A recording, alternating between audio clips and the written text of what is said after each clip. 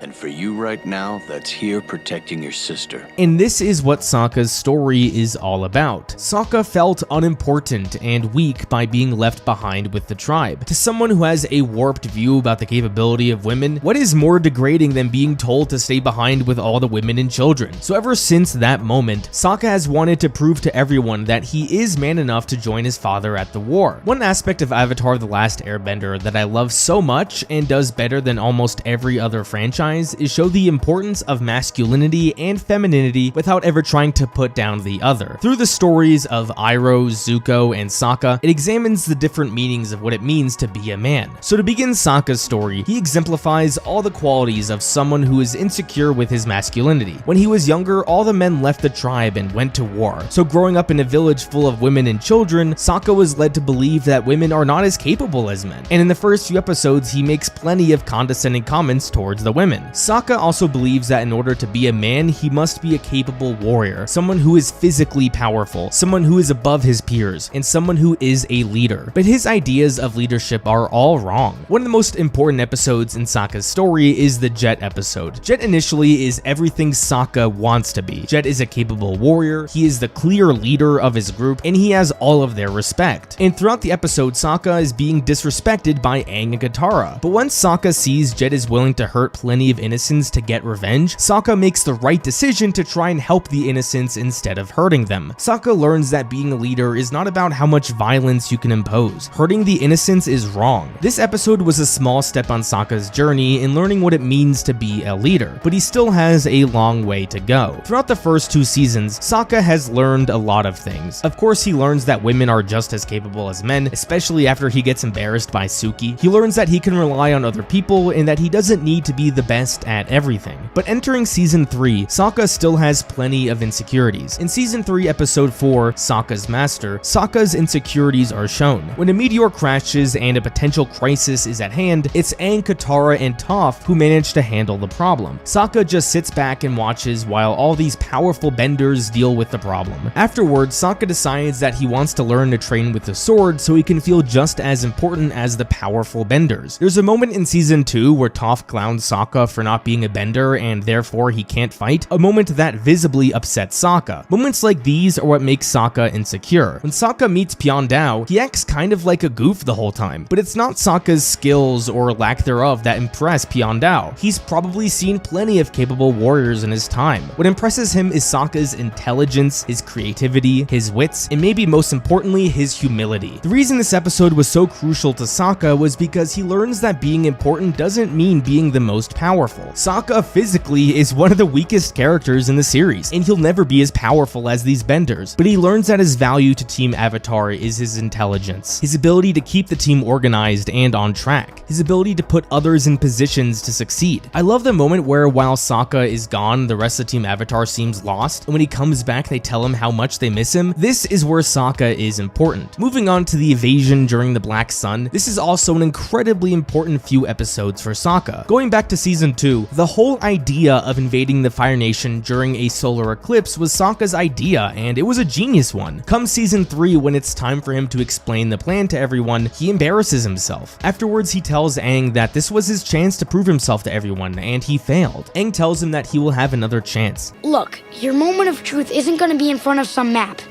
It's going to be out there on the battlefield. And he was right. Even though the invasion was a failure, Sokka took charge during that battle and showed what it meant to be a leader. He had all these tactics that were effective, and he used all the tools available to him in creative ways. When his father got hurt, Sokka took charge and didn't cower away from the moment. After the invasion fails, Sokka holds tremendous guilt. It was his plan that was a failure, and all those people that got captured in a way were captured because of him. One of the most important aspects of any leader is accountability and responsibility.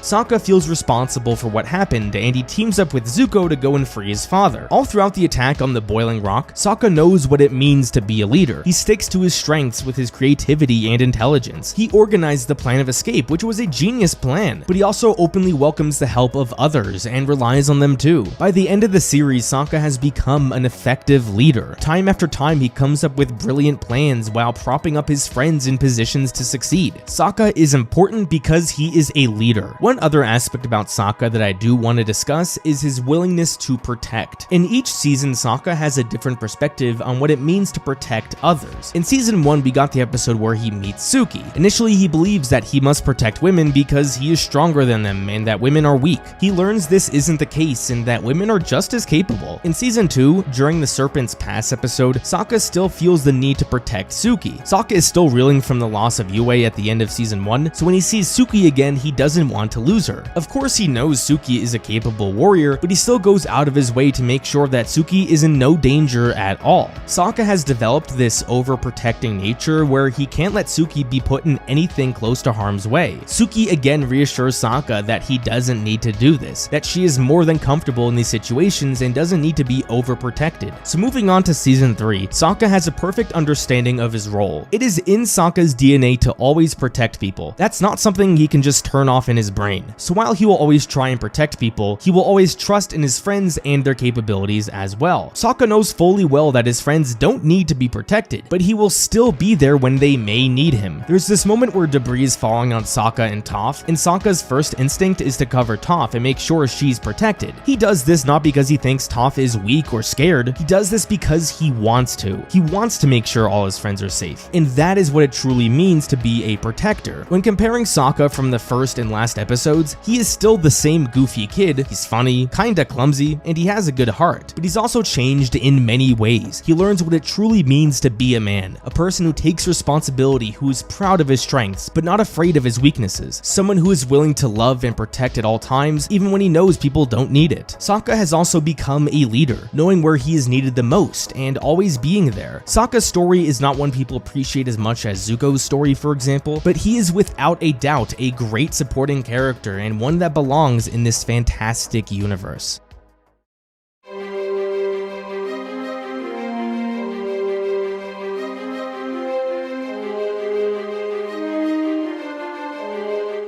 Toph Beifong is one of the most interesting characters in the Avatar universe to me. Of all the main characters I will talk about in this series, Toph is introduced the latest into the series, about 1/3 of the way through the second season. What many people may not know about Toph is that she was originally supposed to be this dude from the opening title sequence. Like Pakku, Aang's original earthbending teacher was supposed to be this jacked older guy. We actually see what this character did look like because they used the same model model in the Roku flashback sequences for his earthbending teacher. So if this was who Toph was supposed to be, how did we go from this jacked dude to a blind little girl that was younger than Aang himself? Well, the writers may or may not have studied this other popular character in cinema history, but Toph's introduction to the story is pretty much the exact same as Yoda's in The Empire Strikes Back. Before Luke meets Yoda, he talks about how he is looking for a great warrior who can teach him the ways of the Force. When we hear a great warrior, we think of someone like this, but instead we meet an old green dude who is just over 2 feet tall. The reason it was so important that Yoda be Yoda was because it teaches the audience that any physical features don't matter when it comes to your strength in the Force. It's not the guy in his early 20s who can lift an X-Wing, but a 2 foot tall old green guy who can. Now going back to Toph, she teaches the audience the same lessons as Yoda, but takes it even further. Throughout the first season of Avatar, besides Aang, all the best benders we meet are older men who are much taller and stronger than our main characters. So when Aang says he needs an earthbending teacher, we are picturing someone like Pakku, but instead we meet what on paper is probably the most weak type of person you could encounter, a disabled little girl. Yoda was just short and old. Toph was short, young, a girl, and blind, all features you don't expect to see as a master of some sort. So without diving into anything about Toph's personality or character arc, the simple concept of who Toph was is genius. Toph teaches us the same lessons as Yoda, that your physical features don't matter. Hell, you can even have a disability, but you can still be a powerful bender. Also, since Avatar The Last Airbender is mostly directed towards kids, this is just a great lesson to teach them. Before moving on to talking about her personality and her character arc, I do want to focus on how the storytellers handled Toph's blindness, because just like almost everything about this show, the way they handled a disabled character was brilliant. A big part of Toph's character is that she's blind. I feel a more amateur writer would treat this disability as something that holds the character back, a trait that the character would need to overcome to become the best version of themselves.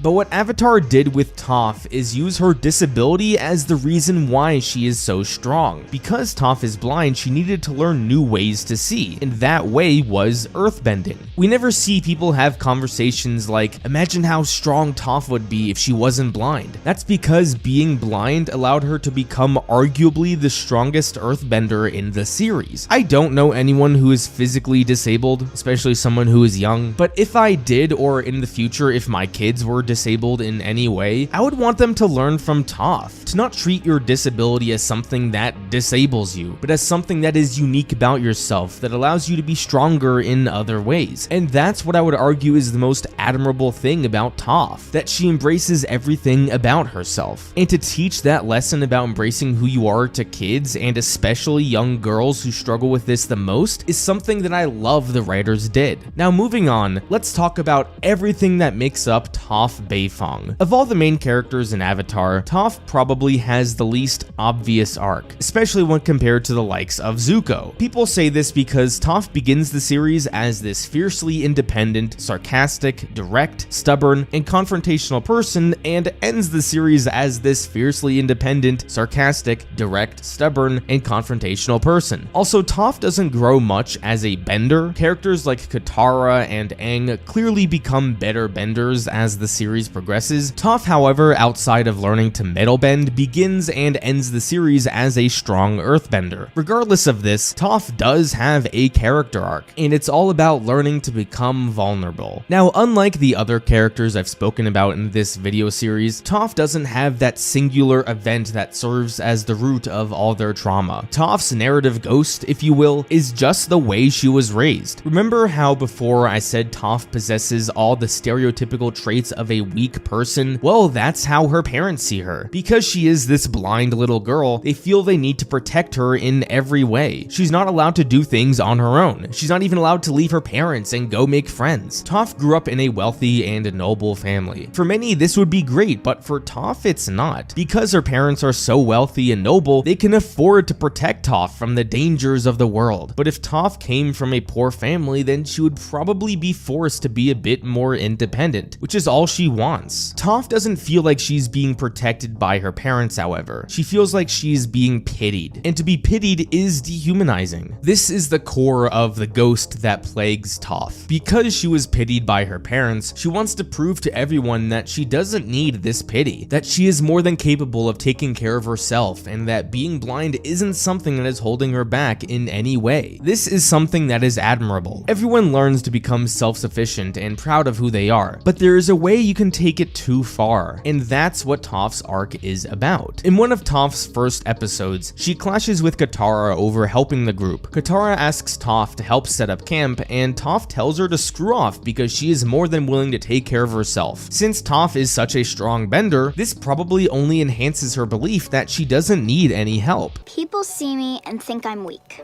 They want to take care of me, but I can take care of myself by myself. Asking for help is inherently being vulnerable, and to Toph, vulnerability is just another word for weakness. So this is the lie that Toph believes. But what she needs to learn is that asking for help and vulnerability is not a weakness, but a strength. In the same episode I spoke about earlier, Toph also runs into Iroh. And to no one's surprise, Iroh tells Toph exactly what she needs to hear. He tells her that there is nothing wrong with asking others for help. And when others do offer her help, it's not because they pity her or they think she's weak, it's because they just simply want to help another person. There is nothing wrong with letting people who love you help you. Toph doesn't take this lesson to heart right away, but she will as the series progresses. One of the more famous Toph-focused episodes in Season 3 is the episode The Runaway. Toph and Sokka are using their unique skills to scam the citizens of the Fire Nation. This annoys Katara and she orders Toph to stop. This infuriates Toph and the two argue for an entire episode. This episode highlights how great of a foil Katara and Toph are. Katara is someone who loves to help and take care of people, while Toph on the other hand hates people helping or taking care of her. She not only hates that, but she also hates being told what to do. A big part of Toph's character is that for the longest time she had to hide who she really was from her parents. Every time her parents told her to do or not do something, Toph felt like it was her parents telling her to be someone she was not. So initially when Katara tells her not to do something, her instinct is to rebel because it reminds her of her parents. But by the end of the episode, she admits to Sokka that she knows Katara does care about the real Toph and how she really appreciates that. Toph has strong relationships with most of the characters, but the one that I feel is the most important is her relationship with Katara. There are so many videos out there on YouTube about how Toph and Katara are great examples of female characters done right. I frankly hate that terminology because saying there are female characters done right implies there are right and wrong ways to portray women in storytelling. But I think people forget they are far more similar than they are different. There is nothing great about Toph or even Katara that only works because they are girls. So while I get annoyed at the notion of male and female characters being done right, I do think a conversation that should be spoken about way more is the relationship between the sexes. And I'm not talking about romantic relationships. The relationship between two men is way different than the relationship between two women. So many times in these science fiction or fantasy shows that I love, they ignore what makes the relationships between two women unique. Because most of the time when there is a cast of characters, there is usually only one woman in the group. Hell, even throughout the entire first season of Avatar, Katara is the only girl in the group. And even if there are multiple women, the storytellers don't develop the relationship between the two as much as they should. This is probably because most of these stories are written by men, so I don't entirely blame them, but even Avatar, a series created by two men, takes the time to build the relationship between Katara and Toph and make it unique. And my favorite example of this is their tale in the Tales of Ba Sing Se episode. Now I know some of you are gonna say, Goldman thinks that female relationships are all about getting makeovers and going to spas and doing girly things. No, that's not the point I'm trying to make here. It's their conversation at the end of the episode that highlights their bond. After Toph and Katara get their makeovers, Toph for once actually feels pretty, but she gets insulted by some random Ba Sing Se girls and this hurts her feelings. She tells Katara that she doesn't care about looking pretty because she doesn't need anyone else's approval. Katara goes on to tell Toph how much she admires her, but still says that she looks pretty. You can tell this means a lot to Toph. She may say she doesn't care, but she clearly does a little bit. And remember, Toph can tell when someone is lying, so she knows Katara is telling the truth. Correct me if I'm wrong, but men don't judge each other's appearances the same way women do. For both good good and bad. So while this conversation was brief, it was a beautiful scene that I only think would work between two girls. This is just my personal experience, but I've never told another guy how beautiful they look. Going back to the runaway, there's a special moment between the two of them that I feel shows how much Toph has changed. Toph wants to send a letter to her parents, but obviously she can't read or write. So for the first time, she asks for help. She asks Katara if she can write a letter to her parents. Toph even says exactly, "Can you help me?" And Katara gladly helps her out. It's a small moment for sure, but it's a big moment for Toph, and Katara realizes that. By the time we are at the end of the series, Toph has embraced what it means to be vulnerable. The series even goes on to make a joke about it when she tells Zuko her entire life story, and he's like, yeah, sure, whatever. When we get to the finale, Toph on multiple instances gladly relies on others to help complete the mission. Like when she asks Sokka where the airships are and she just flings them all into the air. Toph has no clue where the ship is, but she fully trusts Sokka. Even while they're in the ship, Toph may be able to see around the ship because of her metal bending, but she can't see outside it at all. And there's this moment I mentioned before when I spoke about Sokka, where he protects her from any falling debris. Old Toph would have never allowed someone to do this, but this Toph gladly lets Sokka help her. So while Toph is still the same person she was when we met her in season 2, her willingness to embrace vulnerability and ask for help is a beautiful and powerful arc.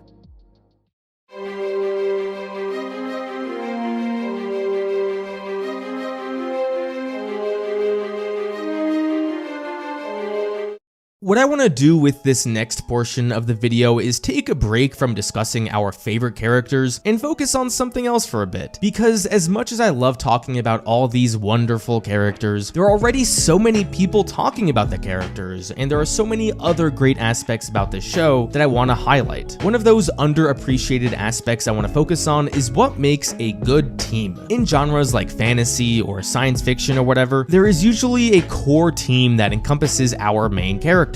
All of the Star Wars movies have this, most of the Marvel movies have this, and plenty of other fantasy adventure films have this too. Even shows that I've never spoken about on this channel before, like Friends or The Big Bang Theory, or one of my favorites, New Girl, has a core group of characters that kinda act like a team. Even two shows as different as Friends and Avatar The Last Airbender both exhibit the same qualities that makes their core group of characters feel like a team, or in some cases a family. Both shows in the Avatar universe have a team avatar, as they call it. Aang's team avatar consists of Aang, Katara, Sokka, Toph, and inevitably Zuko. Korra's team avatar consists of Korra, Mako, Bolin, and Asami. Now, as much as I love the legend of Korra, it's obvious that Aang's team avatar feels a lot more like a close family compared to Korra's team avatar. And the reason why is because of what I call the web of relationships. Even if I were to take each of the 5 characters of Aang's team avatar and draw a line between each combination of characters and asked you to describe the relationship between those two characters, you could easily do that. If I asked you to describe the relationship between Sokka and Aang, you could easily do that. If I asked you to describe the relationship between Katara and Zuko, you could easily do that. Even if I asked you to describe what is probably the weakest combination of a relationship in Zuko and Toph, you could easily do that. The reason why you could easily describe the dynamic between any two of these 5 characters is because on numerous occasions, scenes or even entire episodes are devoted to building a relationship. In almost all my videos, I talk about the importance of scenes where two characters are just sitting down and talking to each other. Not about the plot, but about personal stuff. In the season 1 episode, The Storm, the entire episode is just people talking about what happened in the past. Half the episode is about Aang telling Katara why he feels so guilty and how much fear he has about being the Avatar. These moments are so important to developing the relationships between two characters. One of my personal favorite moments like this is in the Blue Spirit episode, where after Aang saves Zuko, he just sits there and tells Zuko that once he had a good friend in the Fire Nation and asks Zuko if they could be good friends too. And then Zuko just shoots fire and Aang leaves. Even though Zuko doesn't say a single word here, this scene is so important to developing the relationship between Aang and Zuko that comes full circle in season 3. Avatar The Last Airbender is littered with moments like this. Episodes like the first time Toph trains Aang focuses on building the relationship between Toph Toph and Aang. The episode where Team Avatar needs to go through the loving cave or whatever focuses on the relationship between Aang and Katara. Maybe the best examples of these kinds of episodes are the episodes preceding Zuko joining Team Avatar. One episode is entirely devoted to Zuko and Aang, 2 episodes are devoted to Zuko and Sokka, and another episode is devoted to Zuko and Katara. The reason these episodes exist is because even though we know all the characters inside and out, Zuko doesn't have a strong relationship with any of them yet. If you really think about it, Zuko doesn't even know any of their names. He only refers to Aang as the Avatar until he hears the name Aang. Allowing Zuko to have these episodes where he builds strong relationships makes him feel more like a member of Team Avatar. So when our characters get their ultimate victories at the end of the series, Zuko feels like he has earned the celebration of this victory instead of feeling like he just tagged on at the end. The series even goes out of its way to make a joke about it because Toph never got one of these episodes with Zuko. Even in your own real-life friend group, when someone new joins, they don't instantly feel like a part of the group yet, but once they spend time and build some sort of relationship with everyone, then they begin to feel like a member of the team. The Legend of Korra, I feel, struggles with this. How would you describe the relationship between Korra and Bolin? I couldn't really tell you because after the first season when Bolin has a crush on Korra, the two never really have a conversation with each other for the rest of the series. Korra and Asami don't have any of these conversations until the 3rd season. Even Mako and Asami don't have these conversations after the 2nd season. Thus, Korra's Team Avatar doesn't feel as close as Aang's Team Avatar. So if you are looking to write your own book or create your own show that is going to have a team that consists of your main characters, make sure you take the time to develop most combinations of relationships so your team can feel as close to each other as Team Avatar in Avatar: The Last Airbender.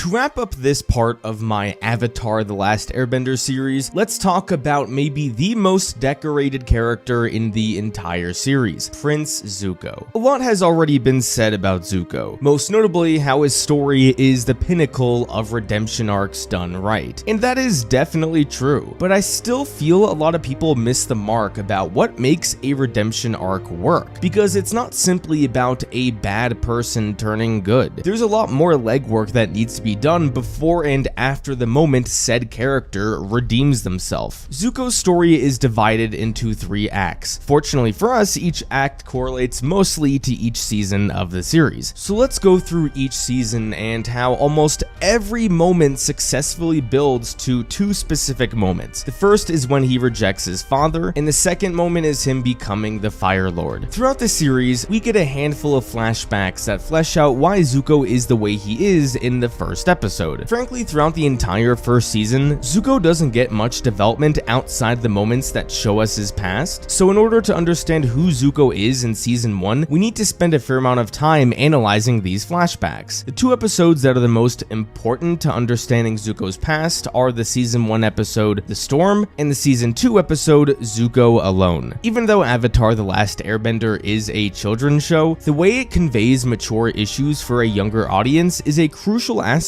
of the series, and in the case of Zuko, it is undeniable that Zuko suffered from child abuse. Mostly emotional abuse, but also physical. When we meet the earliest versions of Zuko, we see he is an empathetic person. When he bullies the little ducks like Azula did, we can see he doesn't enjoy it like she does. Zuko is someone who cares, and unfortunately that clashes with everything his father believes. The most important moment in Zuko's past is of course the Agni Kai with his father. During a meeting with the Fire Nation generals, Zuko listens in on a plan to sacrifice entire battalions of Fire Nation soldiers. This outrages Zuko because he cannot believe that these generals are so easily willing to sacrifice the lives of their own soldiers. Remember, Zuko is someone who cares, and Zuko showing that he cares about the Fire Nation soldiers should be a moment that was celebrated. Using innocent lives as pawns is wrong, and Zuko knows this, but his father doesn't believe in empathy. He only believes in power and violence and stopping at nothing to achieve his goals. So this moment of empathy gets Zuko in trouble, where he is forced to fight his father. But Zuko doesn't want to fight his father, and because of this, Ozai punishes Zuko with the scar on his face. This is not only physical abuse, but the definition of emotional abuse. When a child suffers from abuse, they aren't capable of acknowledging that they are victims. Oftentimes, children associate abuse with incorrect behavior that could have been easily avoided. So the lesson Zuko Zuko gets here is that he deserved this moment of abuse from his father and that he can correct his behavior. From this moment on, he associates acting morally with incorrect behavior. But Zuko was not only punished for acting morally, he was punished for being himself. Imagine how damaging that could be to a child, to be acting true to yourself and getting permanently scarred because of it. After Zuko is scarred, these are the points of views that are being reinforced. 1. That kindness is a weakness. 2. That caring for others will get you punished. 3. Refusing to fight is also a weakness. And 4, and maybe most importantly, Zuko should be ashamed of the person that he really is. Once his mother leaves, Zuko is constantly told that he is not good enough and that he should be ashamed of who he is. Maybe the most damaging thing Zuko was ever told was that Azula was born lucky and that he was lucky to be born. My father says she was born lucky. He says I was lucky to be born.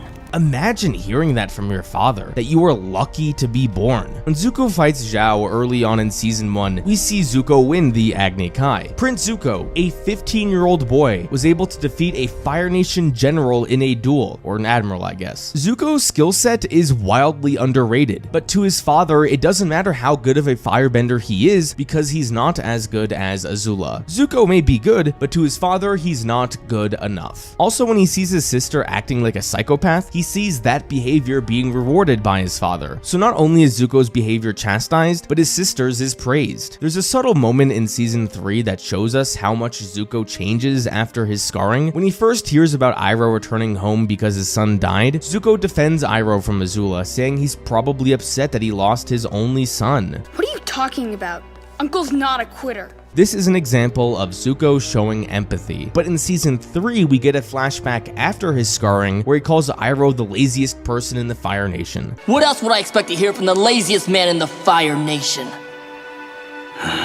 That empathy is temporarily gone. When we meet Zuko in the first episode, he talks about restoring his honor. He must find the Avatar so he can restore his honor. This is something that is said constantly throughout the series. Using the term honor here is actually misleading, because what he really feels is shame. He's been told that everything about himself is shameful, so in his eyes, the only way to restore his honor is to be everything that he isn't. And once he captures the Avatar, he can supposedly show his father that he is changed, that he is now the man that his father always wanted him to be. A lot of people think that Zuko initially just wants to have his father be proud of him, and while this is a big part of it, as I've stated before, it's also about proving to himself that he isn't supposedly weak. Season 1 is mostly about Zuko just trying to prove to himself that he can be like his dad. When Aang is captured by Zhao, it makes total sense that Zuko would free Aang here, because it doesn't matter to him so much that the Avatar is captured, it only matters that he is the one who does it. If Zhao brings Aang back to the Fire Lord, Zuko will be told yet again that he failed and that he wasn't good enough to capture the Avatar, that he has again brought shame to his family. I want you guys to ponder the risk Zuko is taking here. If he gets caught, he will certainly be executed by the Fire Nation. He is risking his life just so he can please his father and remove this feeling of shame. And it's not the only time he does this. In the battle at the Northern Water Tribe, he takes Aang into the middle of a snowstorm. He doesn't know where he's going or what he's doing. He is risking his life just at the chance of capturing Aang and restoring his honor. That is how much his shame pains him. So that is the end of the first act of Zuko's story. Come season 2, the second act, Zuko and Iroh are now seen as traitors to the Fire Nation. They have failed at the battle in the north and are now forced to go on the run. In a redemption arc, the first thing that must be shown is the person at their most evil self, and that is Zuko in season 1, aka his first act. If they aren't bad, then there is nothing to redeem. But after the person is shown to be evil, then Act 2 is having the person's entire worldview questioned. And Season 2 is entirely about challenging Zuko's worldview. Zuko firsthand sees the evils of the Fire Nation. In Zuko alone, he sees how innocent small villages are suffering from the war. During the entirety of his time in Ba Sing Se, he sees how more innocent people are suffering from the war, especially when he has to travel with the refugees and Jet. Because Zuko is now seen as a total total failure by his father and the Fire Nation, he has lost all hope that he can ever restore his honor. Since he lost all hope in being someone he isn't, all those old feelings of empathy and kindness start to creep back in. Like the moment where he could have robbed the pregnant lady but decides not to. Once he and Iroh open their own tea shop and try to start a new life, for once Zuko starts to feel some happiness. Like when he goes on a date for the first time. When was the last time you've seen Zuko smile? I think maybe the most important scene in Zuko's story is when Iroh confronts him when he's about to steal Appa. Iroh says, "You need to ask yourself the big questions. Who are you and what do you want?" And begin asking yourself the big questions.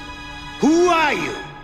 And what do you want? This is pretty much the theme of Zuko's entire story, that for the longest time he tried to be someone he wasn't and it made him feel miserable, but once he embraced who he really was, he was able to find peace within himself. Flash forward to the ending of season 2, Zuko is given a chance to stand with the Avatar and do what's right. He's seen firsthand the evils of the Fire Nation. For the first time in a long time, he's starting to feel some resemblance of happiness. So why does Zuko relapse and help Azula? Well, because while Zuko has made progress, he hasn't been given the opportunity to reject his dream of restoring his honor. The Fire Nation rejected him at the beginning of the second season, not the other way around. So in this moment here, Zuko finally has the opportunity to rid himself of all that underlying shame and restore his honor. Zuko does it and is now a Fire Nation hero. So even though season 2 has ended with Zuko still on the side of the Fire Nation, the entire second season was so important because of his experiences and now having empathy for the victims of the Fire Nation. He's seen the evils of the Fire Nation, he now just needs to act and change his side. So we saw Zuko at his most evil self in the first act. The second act was about Zuko's entire worldview being questioned, and now in season 3 it's time for him to change. Season 3 follows one of my favorite tropes to complete a character arc, and that is give a character everything they've ever wanted. If you would have told season 1 Zuko where he would be at the beginning of season 3, that would be his only wish in the world. He's a hero to the Fire Nation, he is no longer banished, he supposedly killed the Avatar, and it appears for the first time at least he has his father's approval. So what goes wrong? Again, I love it when characters after so much struggle get what they want, only for them to realize it isn't going to solve their issues. Zuko is still deeply unhappy with himself in the beginning of season 3. He goes to Iroh and tries to convince himself he did the right thing and he blames Iroh, but Iroh gives Zuko no such satisfaction. During the beach vacation episode, Zuko bursts out saying that he is angry with himself. It's because he's finally realizing having his father's approval means going against everything he believes, and he hates it. So during the invasion, Zuko, after 2.5 seasons, finally comes to the realization that having his father's approval won't make him happy, and that helping the Avatar will. When Zuko confronts his father, it isn't some spur-of-the-moment decision. This has been building up for seasons, and now it pays off. The earlier the setup, the more powerful the payoff. Zuko knows finally who he is and what he wants. There's a subtle moment here that I really loved, and it was Zuko acknowledging his abuse. Remember, earlier I said that a lot of kids, when they are abused, they believe it was something they did wrong and that it could have been avoided. But when he tells his father that he was wrong for challenging an 11-year-old to an Agni Kai,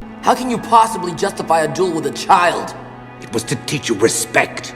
It was cruel, and it was wrong. that is an incredibly mature thing for a child to acknowledge, that they are victims of abuse. Again, subtle moment, but was very important for Zuko's development. Of course, I can't talk about the scene without mentioning the importance of Zuko redirecting lightning. Ozai just insulted Zuko, saying he's been spending too much time with his uncle, but spending so much time with his uncle is the only reason he's still alive, because it was Iroh who taught Zuko how to redirect lightning. Beautiful moment that symbolizes everything Iroh taught Zuko is with him. So, is Zuko now redeemed? Nope. Most people incorrectly use the term redemption arc these days. Redemption is simply not becoming good. It's about going out of your way to right your wrongs. Zuko is not redeemed simply by telling his father to screw off. And that is why the subsequent episodes of Zuko getting trips with Team Avatar is so important. In the previous part of the video, I spoke about how each one of these trips with Aang, Sokka, and Katara is all about strengthening their relationships. This is true, but it's also about redeeming himself to each individual individual character. 3 times he goes out of his way to help someone. This is how you redeem yourself. Zuko doesn't say no or question them, he understands and is willing to help them. This is why I often get frustrated by the notion of redemption through death, which Star Wars has done a handful of times. While sacrificing yourself for someone else is admirable, it's also kind of a cop-out narratively. What is much harder is facing the people you've hurt, apologizing, and making a concerted effort to right your wrongs. And this is what makes Zuko's redemption arc work. If he just chose to fight with Team Avatar in the finale and that was it, it wouldn't feel the same because he hadn't earned that redemption. But because half the season is devoted to Zuko helping other people, it works. Let's talk about his final battle with Azula. For the past 2 seasons, Zuko has been pitted against his sister, and now the two finally get a face-off in an Agni Kai. How does this climactic battle conclude? With Zuko knocked out and Katara getting this big moment. On paper, that kinda blows. Wouldn't it have been awesome to see Zuko be the one to defeat Azula? Yeah, sure, but the writers of Avatar are far smarter than that. Zuko's story has not been about defeating Azula. Hell, it hasn't even been about defeating the Fire Nation or helping the Avatar. It's about being true to himself, and that is an empathetic man who cares. Season 2 ended with Zuko betraying Katara and standing by while Azula shoots her lightning to kill Aang. Season 3 ends with Zuko not standing by. He is willing to take that hit for someone else. He doesn't betray Katara, and that is who Prince Zuko is. It's also important to note a common theme throughout the Agni Kais. We see 3 of them throughout the series, one as a flashback with his father, one against Admiral Zhao, and one against Azula. Zuko has been struggling with regaining his honor all series, but in all 3 of these Agni Kais, each one taking place at a different point in his life, he fights with honor, not his opponents. He refused to fight his dad because that's the right thing to do, he spared Zhao because that was the right thing to do, and he took the hit for Katara because that was the right thing to do. Maybe these aren't so much moments of honor, but it is certain that his opponent was the one who lacked honor. Zuko had his honor all along, he just didn't realize it. So by the time we see him crowned as Fire Lord, all this pain and suffering and betrayal, it is now paid off. He is Prince Zuko again. He knows who he is and what he wants. And that is the story of Prince Zuko. His character arc was borderline flawless. There is so much depth to his character, and the writers took the time for Zuko to undergo this change, which is important.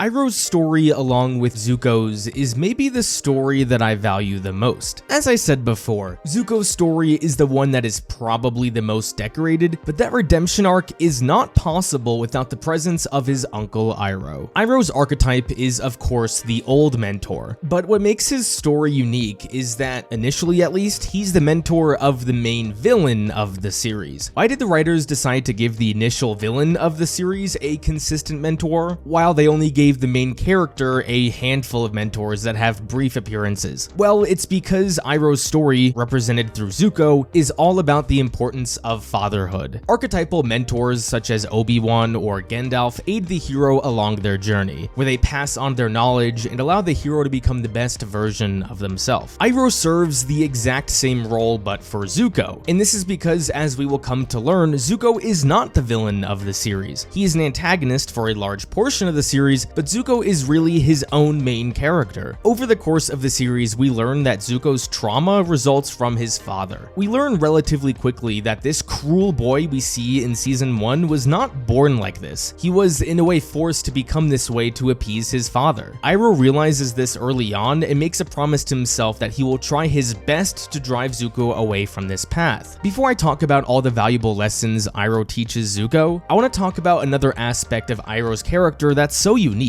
and that's his motivations. Rarely does the mentor in a story have a specific reason why they are mentoring a young man or woman. Usually it's because they just care for the main character, nothing really more than that. But what the writers do for Iroh is give him a specific reason why he wants to help Zuko, and it's because he doesn't want Zuko to end up like his son. Throughout most of season 1, Iroh doesn't get much development. Sure, we like his character because he's the comedic relief of the Fire Nation, and sure, we hear everyone refer to him as this great general of the Fire Nation, but in terms of his personal journey, we don't learn much. That's until the beginning of the Siege of the North, where we learn Iroh has grown to see Zuko as a son of his own after his own son died years ago. The writers could have stopped here. They could have just made Zuko fill that void in Iroh's heart that the death of his son opened, and that would have been an interesting backstory. But in Season 2, the writers took this plot point of Iroh's dead son and gave it an entirely new meaning. I'm not the first person to discuss the importance of Iroh's tale in the Tales of Ba Sing Se. Everyone acknowledges how well written it is and how emotional it can be. What I do want to acknowledge is how those 4 minutes, and specifically one line alone, completely reshapes our perspective of this character. Most of the episode is devoted to Iroh helping people. However, it's not a coincidence that each one of the people he helps are the stages of a young man's life. First, he helps a baby boy, then he helps a handful of teenage boys, and then he helps a young man. This is because he wasn't able to properly help his own son in any of those 3 stages. He goes to the tree, creates a little memorial for his son, and says, "Happy birthday, my son. If only I could have helped you." Those final 7 words have completely reshaped Iroh's character. He's not just helping Zuko because he sees him as a son, he's helping him because he doesn't want to see Zuko end up like his son. Iroh was traumatized by the death of Lu Tin, and now will make every effort to make sure Zuko does not follow the same path. Now, when we think back to all the previous flashbacks of how Iroh was this once great Fire Nation general, we realize that before the series even began, Iroh went on the same arc that Zuko is currently going on. Iroh was once the heir to the throne, but completely reevaluated his life after his son died. He learned that certain things in life are more valuable than others, and that's what he hopes to teach Zuko. Now that we have covered his backstory, what exactly is it that Iroh wants to teach Zuko? He teaches him what it truly means to be a man. As I said before, Zuko is the way that he is to begin the series because of his father. Ozai represents pretty much every toxic masculine trait. He believes in strength through violence, he believes in abuse, both physical and mental, he believes in the harming of innocence, he believes in honor through power, and so on. Now, of course, these traits aren't exclusive to men, but they are certainly most prominent in the most evil of men. Iroh, on the other hand, believes in the exact opposite of Ozai, and through the course of the series, he tries to pass on these lessons to Zuko. What I love about Iroh is his patience with Zuko. It's not easy to change the mind of a child, especially one that has been so heavily abused like Zuko. When Zuko makes mistake after mistake, Iroh never abandons him or gets mad at him. He's always there to teach Zuko that lesson. He slowly guides Zuko down his own path. Even in the beginning of Season 2, when Zuko tells Iroh that they need to go their own separate ways, Iroh still loosely follows Zuko, making sure he is safe and okay. This is what we call unconditional compassion, and it's in my opinion the most valuable trait anyone can have, especially because it is so difficult to have compassion for someone when they burn you over and over again, as Zuko has done to Iroh. But when you love someone so much, you have no choice but to unconditionally love them. I could sit here for an hour and talk about all the valuable lessons that Iroh ended up teaching Zuko, but there's one I want to focus on the most, and it comes at the end of Season 2. After a peaceful few weeks in Ba Sing Se, Zuko relapses in his quest to find the Avatar. At this point, we have learned quite well that the reason he is doing this is because of his perverted view of honor ingrained into him from his father. Zuko deep down doesn't care to destroy the Avatar, but he wants his father's love so badly he's willing to do anything. When he finds Appa, Iroh asks Zuko to search deep within. Who are you, and what do you want? I love this lesson because I feel so many people in life are doing things that they don't even want to do. They do it to please others, or they do it because they think it will make them happy. Iroh asks Zuko to ask himself what he truly wants in life, and while Zuko doesn't learn that lesson right away, he does eventually. At the end of Season 2, Zuko betrays Iroh and goes back to his father as a hero of the Fire Nation, but Zuko is not fulfilled. As I mentioned before in my Zuko section, it took Zuko getting everything he wanted in life to learn what truly made him happy. It took him a while, but he finally learned all those lessons Iroh tried to teach him. That strength doesn't come from violence, but one's ability to not be violent. Honor doesn't come from power, it comes from mercy and compassion. And maybe most importantly, challenging your son to a duel is not a form of love, it is a form of cruelty. When Zuko confronts his father, he expounds his new worldview. Ozai of course calls Zuko a coward, but Zuko shows strength in his ability to walk away. I love how the scene ends with Zuko using a technique to protect himself that Iroh taught him. It's almost as if Iroh's arc along with Zuko's culminates in this moment. A few episodes later, Iroh's unconditional compassion shines through yet again when the first thing he does to Zuko after he returns is give him a hug, reassuring Zuko that all his mistakes are forgiven and that he he will forever be loved. Iroh may have let his own son down, but that tragic event led Iroh to becoming one of the best father figures I've seen in storytelling. And because themes of family are so important to me, that is why I will always treasure this character's story. Now, I don't want to wrap up this section quite yet, because there are so many lessons Iroh teaches us that have nothing to do with fatherhood. The one I mentioned to Zuko before about knowing what you want in life can apply to anyone: mothers, fathers, sons, and daughters. I love how the writers make sure to show that Iroh practices what he preaches. Iroh knows that being the Fire Lord isn't what's going to make him happy. He knows that true joy will come from him living the peaceful life, making tea for others. Iroh knows who he is and what he wants, and what he wants is to make some tea. Another one of my favorite lessons from Iroh comes from the scene where Iroh trains Zuko to redirect lightning. We learned that lightning redirection was a skill that no firebender had ever learned before, but in Iroh's quest for knowledge and humility, he learned that skill from studying the waterbenders. Iroh is arguably the most powerful firebender in the world. When someone is usually the best at something, they assume that there's nothing more they can learn. But not with Iroh. It doesn't matter how old he is or how strong of a firebender he can be. There's always something more to learn. I also love his emphasis on gaining knowledge from numerous sources. It's another valuable lesson that we can all learn from. I'm sure we all love getting our news from one specific source, or we love learning something new from a specific person or a specific group of people. But sometimes you might learn something new from the most unexpected of places. This is something that Yoda tried to teach us in Star Wars, and Iroh does the same thing in Avatar. As I said before, I could go on and on talking about Iroh and how great of a character he is, but I feel I covered the most important things. Iroh is what it truly means to be a great man, a great father, a great mentor, and most importantly, a great person. Mentor figures in other stories can only dream about becoming as inspiring as Iroh.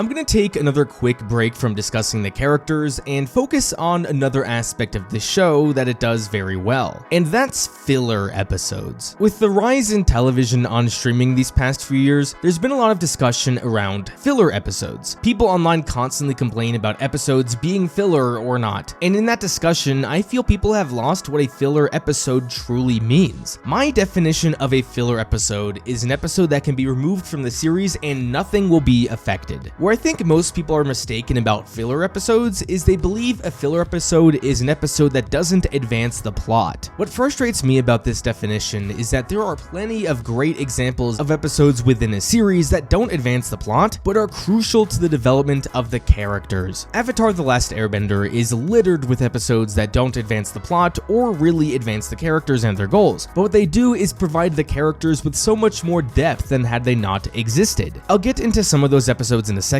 but more things I want to mention is a third category of filler episodes, and it's a kind that I don't like. These categories are episodes that don't advance the plot or develop the characters in any way, but they introduce something at the end of the episode that will be mildly relevant in the future. A show I love called Star Wars Rebels has a lot of these episodes. Episodes where they spend the entire time getting bombs or something, and then at the end of the season, someone will be like, oh hey, remember we have those bombs? And then they will use the bombs in battle. Those can't be considered filler episodes because they're kinda important, so I would describe them as inefficient episodes. These episodes did the bare minimum for being relevant. Now that I have discussed what I believe to be filler, not filler, or inefficient, let's discuss how Avatar avoids any type of filler or inefficient episode almost entirely. I'm gonna discuss one episode in each season that doesn't advance the plot at all, but does so much to advance the characters. In season 1, we have one of the best episodes of the season, and that's The Storm. If you were to skip this episode, then you would not be missing out on any of the plot progression. This episode does not result in our heroes getting any closer to the North Pole. Half of it is Sokka getting stuck at sea with some random person, and the other half is Zuko and Iroh fighting off the same storm. To some that might mean it is filler, but the character work in this episode is some of the best of the series. For Aang, this episode tells us all the fears he has about becoming the Avatar, how he never really wanted any of it, and how he just wanted to be a normal kid. This led him to flee the air nomads when he was scared, which subsequently led to the war that lasted for 100 100 years. This is a huge revelation for the audience and provides so many more layers to Aang that weren't previously there. On the other half of the equation, we have the development of Zuko. We learn in this episode how he got his scar, but more importantly, we learn that this moment of great dishonor for him was actually a moment he showed empathy and compassion. This episode is crucial in believing he could be redeemed, because we learn what the true Zuko is really like. So while this episode does not advance the plot by any means, there is no way you can classify it as filler because of all the character work that it does. An episode in season 2 that has a better argument for being filler but isn't would be the Tales of Ba Sing Se episode. Like the previous episode, this episode has no effect on the plot, besides maybe Momo finding Appa's footprint. If you don't watch this episode, you're missing out on very little with the plot. I would argue that this episode isn't nearly as important as The Storm. So why isn't the episode filler? Well, because it does so much more for the characters. I already spoke about the importance of Iroh's tale. It pretty much accomplished the most amount of character work in 4 minutes that I have ever seen. With the Toph and Katara episodes, as I mentioned way before, it did a great job of building this relationship, which is a fundamental part of character development. You could argue that Aang's, Sokka's, Zuko's, and Momo's tales don't do much for their respective characters, and that's fair, but oftentimes when these episodes don't progress the plot or reveal some crucial part of someone's backstory, what they do is give our characters time to be human.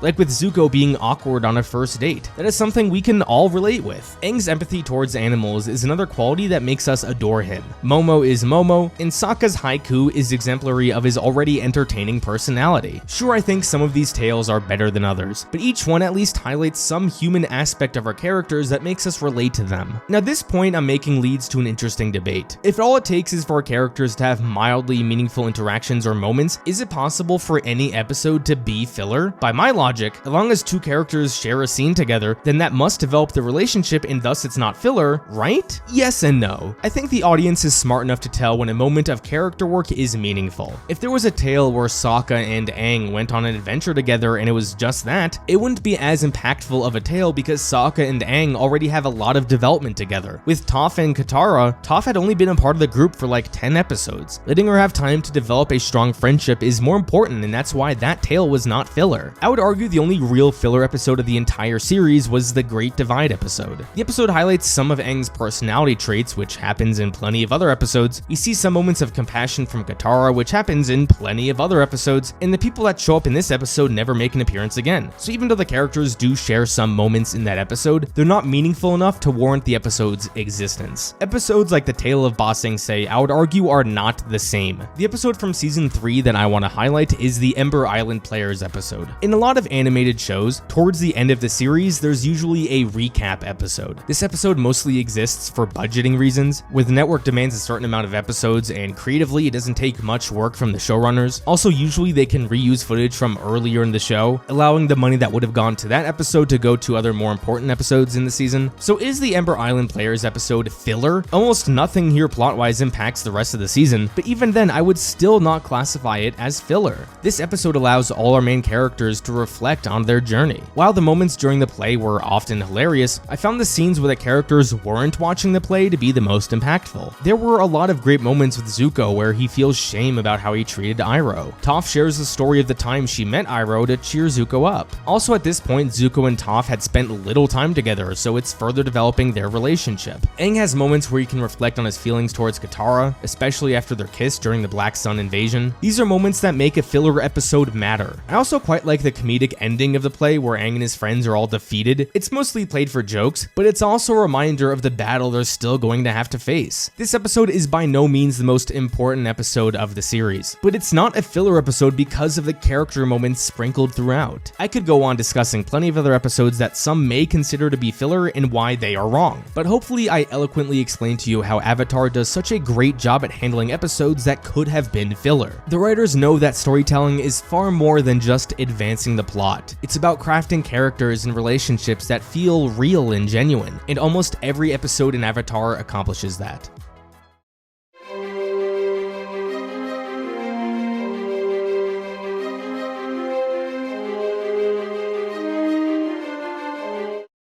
The last major character we will talk about is Azula. Azula is the most well-developed villain in Avatar: The Last Airbender, and while her demeanor is captivating to watch, it's her arc throughout her 2 seasons on the show that separated her from most other villains on TV. Just like all the other characters in the series I've spoken about, Azula has a complex backstory that perfectly leads to who she is at the beginning of Season 2 and the end of Season 3. So let's begin with the beginning of Azula's story. And that of course means before the series even began. Azula, like Zuko, was a child of Fire Lord Ozai. When we spoke about Zuko, we talked about how for the longest time all he sought was his father's admiration and approval, but because Zuko was flawed, he was deemed a disappointment. Azula, on the other hand, never received such criticism. Because she was more gifted than Zuko, she received all the admiration from her father that she could ever ask for, and slowly but surely all of her twisted worldviews were instilled into her. And what are those views? Those views are an obsessive drive for perfection and a sole desire for results. When you look at the core of what makes someone like Ozai or Azula so twisted and evil, it mostly stems from their lack of empathy. Empathy means you care about how a person feels based on a certain outcome. When you hear about starving people on the other side of the world, you can empathize with those people because you don't want them to suffer the consequences of starvation. When you're someone who only cares about the destination and not the journey, then you have no room for empathy. Azula, throughout her 2 seasons on the show, has an innate quest for power, partially because she feels she deserves it as the daughter of the Fire Lord, but also because the more power she gains, the more her father will approve of her. Many people love to engage in the nature versus nurture debate, and because of that, I want to ask you guys this question. If Zuko and Azula's upbringing was exactly the same, but instead Zuko was the more gifted firebender than Azula was, where do the 2 characters end up? If Zuko is the one who gets all his father's admiration, does he end up pursuing power more than Azula does? If Azula is the one who is constantly rejected by her father, is she the one who learns that love is stronger than fear? I'll let you guys decide, but it is an interesting question. When we are introduced to Azula in Season 2, that striving for perfection is present. After practicing her lightning bending, one hair is out of place. When she's told she almost got it, she says almost is not good enough. Another key characteristic of Azula we learn quite quickly is her belief in ruling through fear, which perfectly fits into her character. In order to rule through love, you have to have a belief in something you cannot predict. Love is unpredictable, but fear is not. Azula fears whatever she cannot control. Therefore, when she's around even her closest friends, she makes sure they fear her. Throughout Season 2, Azula pretty much makes the perfect tactician. She uses her abilities to manipulate and control to conquer Ba Sing Se. When she met the Dai Li, she saw that like her, they were ruled through fear. This allowed Azula to manipulate them and take control of the order herself. Azula thrives in these situations, and she used her control of the Dai Li to find Zuko and Iroh. Where Azula maybe deserves more credit than she gets is with her ability to manipulate those who do not fear her. At the end of Season 2, Azula knows that she needs Zuko if she's going to capture Ba Sing Se. Zuko may be conflicted in more ways than one, but I wouldn't say he fears Azula. Azula knows this and manipulates Zuko not through his fear of her, but through his biggest fear of not having his father's approval. She pleads to him that if they capture Ba Sing Se, then he can return home as a hero to the Fire Nation and will redeem his banishment. This is of course what Zuko has always wanted, so he betrays Iroh and joins Azula. Season 2 ended with Azula on top of the world, but Season 3 begins with her spiral into insanity. The first half of Season 3 doesn't show Azula doing much. She kinda just lounges around the Fire Nation until the invasion of the Black Sun. I do want to briefly highlight the beach episode, however, because that episode gives us a surprisingly deep look at Azula. In the military world, Azula thrives because everything is about results. In the world of relationships, however, Azula struggles because she has no clue how to form attachments with people. The episode allows us to remember that these characters are children and the war is destroying what little childhood they had. She's so used to just intimidating people and controlling them that the concept of a relationship or love is completely foreign to her. And this lack of understanding is what leads to her biggest downfall. During the Boiling Rock episodes, Mei and Ty Lee betray Azula. When Mei tells Azula that she loves Zuko more than she fears her, for maybe the first time Azula's ability to control others through fear has failed. There is now a crack in her confidence. What do people with power fear the most? Losing it. And if people who she thought she had in her pocket are betraying her, then who else will? So come the finale, when Ozai asks her to stay back in the Fire Nation, it's another knock on her confidence. Does her father see a weakness in her? Does he not trust her to be by his side during the destruction of the Earth Kingdom? What Ozai's true intentions were are irrelevant, because regardless, it causes Azula to spiral even further. Throughout the 4-part finale, we see Azula question everyone around her. Even a pit in a cherry or whatever caused her to think that she was going to be betrayed again. And this all comes to head when she has a vision of her mother. Remember, Azula thinks she is above any emotional turmoil. When everyone was sharing their insecurities at the beach, Azula laughed at them and thought she was better than that. But when her mother tells her that she never feared Azula and that she always loved her, Azula loses it. So now when we're at the final battle, which is only a few scenes later, Azula is easily baited by Katara into walking over the sewers and losing the fight. The total outburst in emotion is because Azula's biggest fear has been realized. She had all the power in the world, and now she has lost it. The message of Azula's story is actually the same as Zuko's, that the pursuit of power and the undying chase to earn someone else's approval will only leave you feeling empty. With Zuko, we saw him make that change and how he was much better off because of it. With Azula, we see the dangers of what happens when you continue down that path and how it will ultimately destroy you. Azula's arc was fantastic, and she was not only an excellent villain to have in the series, but she was also a great foil to Zuko and his redemption arc.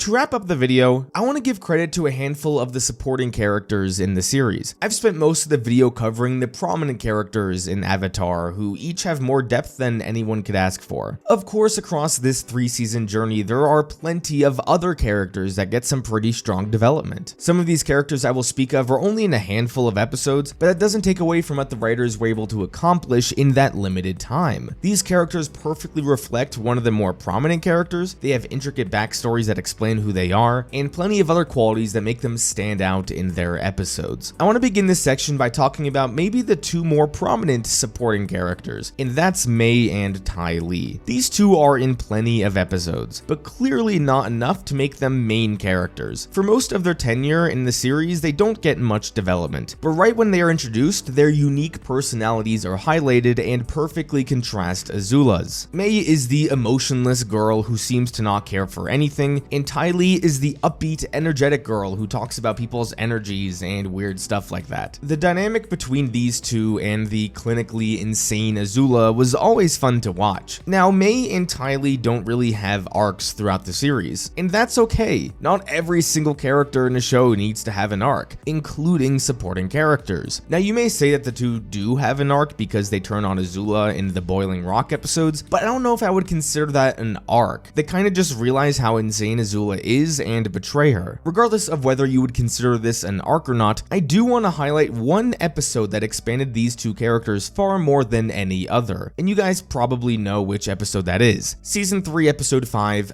The Beach. This episode is all about the Fire Nation crew getting a break from the war and getting to be kids for once. I've already spoken about how this episode humanized Azula, but what about Mai and Ty Lee? Towards the end of the episode, all 4 of the characters are venting about their backstories. Of course, we already know Zuko's and Azula's, but I love how this scene expanded Mai and Ty Lee as well. First, we learned that the reason Ty Lee joined a circus is because she was one of 7 identical sisters and she just wanted to stand out. Mai proclaims that this is also the reason Ty Lee loves attention so much, because she didn't get it when she was younger. Mai, on the other hand, didn't have some traumatic childhood. She just needed to behave because of her father's political career. Azula says the reason Mai never shows any emotions is because she was afraid to do so when she was younger. She had a fear of acting out. Whether Azula's assessment of Mai or Mai's assessment of Ty Lee is accurate or not, they are both an interesting insight to have about the respective character. In the grand scope of the series, fleshing out Mai and Ty Lee pretty much does nothing. The two aren't really major factors in the ending of the war, but the writers still took the time to give these two interesting backstories that allow the viewer to understand them just a bit better. This goes to show how even one scene can completely change your perspective on a character. Moving on to a character that had far less screen time than Mai and Ty Lee, we have Jet. Jet is only in 5 episodes throughout the entire show, 1 in season 1 and 4 in season 2. What I love about Jet is that if we completely ignore his season 2 appearances and just focus on his 1 appearance in season 1, that episode alone did such a brilliant job introducing this character. So when we first meet Jet, he appears to be a more competent version of Sokka. He's a leader, he knows how to fight, and he's determined determined to defeat the Fire Nation. Similar to Sokka, he is motivated by the death of his parents, except Jet lost both his parents to the Fire Nation while Sokka only lost his mother. On the surface, this is a pretty basic origin story, but what the writers of Avatar do with Jet is focus more on his actions rather than his origins. Avatar The Last Airbender has an undebatable good side and bad side, with Team Avatar and the Fire Nation respectively. But throughout the series, we get a look at people who aren't simply black or white, but gray. Jet may want to destroy the Fire Nation, but his methods are extreme. He's willing to hurt innocent people just to stick it to the Fire Nation. The commentary here is how war can destroy people in more way than one. Jet's family was not only just destroyed, but his quest for revenge has also destroyed any semblance of a good person within Jet. The commentary in this episode is quite dark, but it's so realistic, and I love that the writers took that swing here. To begin this section, I mentioned how Avatar uses its supporting characters to contrast its main characters, and Jet is a clear contrast to Sokka. Both may be motivated by the death of a loved one, but Sokka hasn't lost that humanity that Jet has lost. This episode is a crucial one for Sokka, as I mentioned before, and that is what a great supporting character should do, to challenge a main character and allow them to grow. Jet does that for Sokka, and that is the major reason why Jet was such a great supporting character. Again, this completely ignores his redemption in season 2. I know there are a lot of other great supporting characters, but I'm only going to focus on one more to close out this section, and that character is Hama. Hama is only in one episode, and she manages to accomplish the same narrative goals for Katara that Jet did for Sokka. Hama was once the last remaining waterbender of the Southern Water Tribe, but she was inevitably imprisoned by the Fire Nation. Being forced to resort to extreme tactics, Hama learned how to bloodbend and was able to escape. Since her escape, she used her new skills to terrorize Fire Nation villages. Like Jet, her backstory is one that is devastating, and it makes you hate the Fire Nation even more. But the war had also continued to twist her mind to where she became a similar oppressor to the innocents, just like the Fire Nation. This episode allows Katara to grow, as I mentioned in my Katara section way earlier in the video. Avatar The Last Airbender is clearly a kid's show. We never see anything gruesome happen, and the tone is overall very joyful. So while the show isn't allowed to show anything too dark, it is allowed to explore some really dark ideas without specifically highlighting them. This show explores the ramifications of genocide, abuse, imperialism, extreme poverty, prisoners of war, and so many other concepts. Through a supporting character like Hama or Jet, we see how those things I just mentioned before can destroy a person. So again, I love how Avatar continued to explore those ideas, which makes for great supporting characters.